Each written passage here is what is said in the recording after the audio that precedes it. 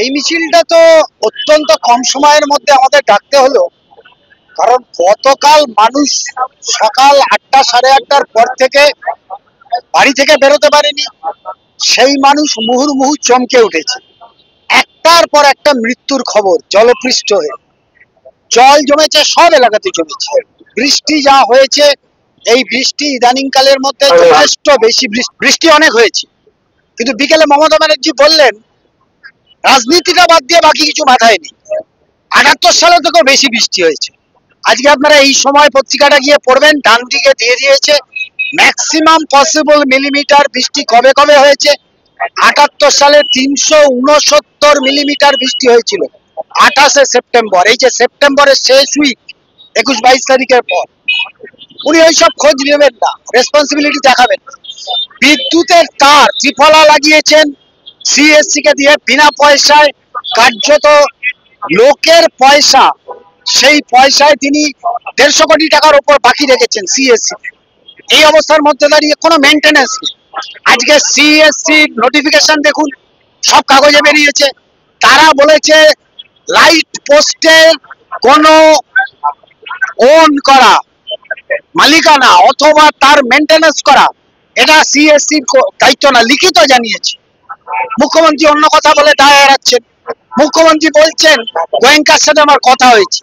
কি কথা হয়েছে? কেন এতগুলো মৃত্যুর পর এইভাবে বিষয়টা সামনে এলো?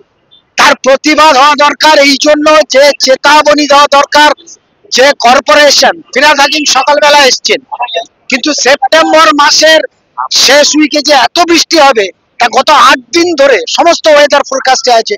কালকে সারা দিন কোনো ম্যানহোল খুলেছে।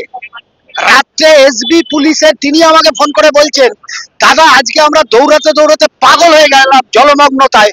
এখানে মারা যাচ্ছে, ওখানে জল জমে গেছে, ওখানে বইপাড়ায় জল ঢুকে গেছে। 20-30 লক্ষ টাকা এক একজনের প্রায় ক্ষতি হয়েছে বইপাড়া। তার কোনো রিগ্রেসাল নেই।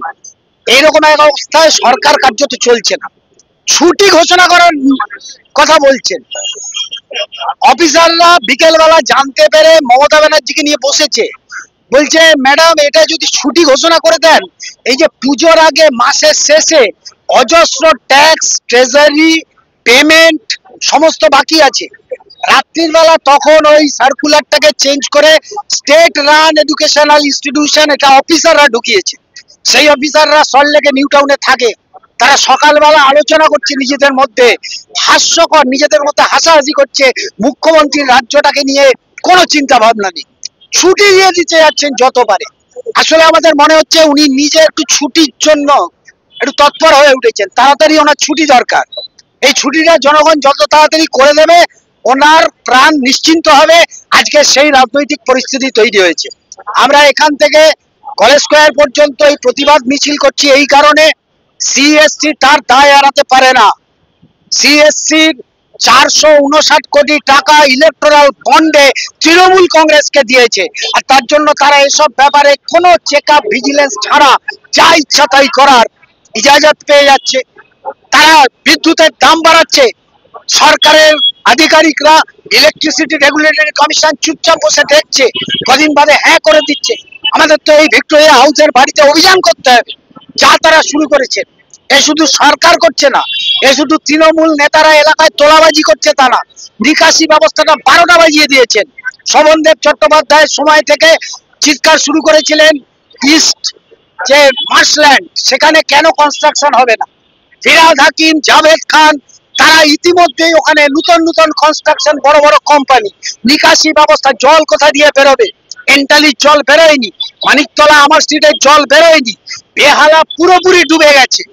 আপনি দক্ষিণ কলকাতা, যাদবপুর, টালিগঞ্জ, বিশেষ করে পূর্ব দিক, আজকে এই অবস্থা চলবে। ঘন্টার পর ঘন্টা ইলেকট্রিসিটি বন্ধ। আজকে সিএসসি বলতে বাধ্য হয়েছে প্রাণহানি এতগুলো দেখে। আমরা অনেকগুলো জায়গায় নোটিশে আছে, দেখবেন যে অনেকগুলো জায়গায় কিছু কয়েক ঘন্টা আমরা বিদ্যুৎ বন্ধ রাখতে বাধ্য হচ্ছি। কেন তোমরা আগে থেকে এত দিনের যে আবহাওয়ার পূর্বাভাস আছে তাতে তোমরা কেন করোনি? আমরা সেই বক্তব্য রেখেই আমাদের এই প্রতিবাদ মিছিল।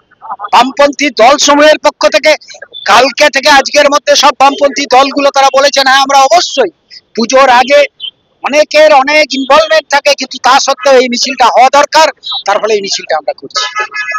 এই ভিডিওটিকে লাইক করুন, আপনার গুরুত্বপূর্ণ মতামত কমেন্টের মাধ্যমে আমাদের জানান এবং আমাদের চ্যানেলের ভিডিও সবার আগে দেখার জন্য ইউটিউবে গণশক্তিকে সাবস্ক্রাইব করুন, ফেসবুকে ফলো করুন এবং শেয়ার করুন আপনার পরিচিতদের মধ্যে।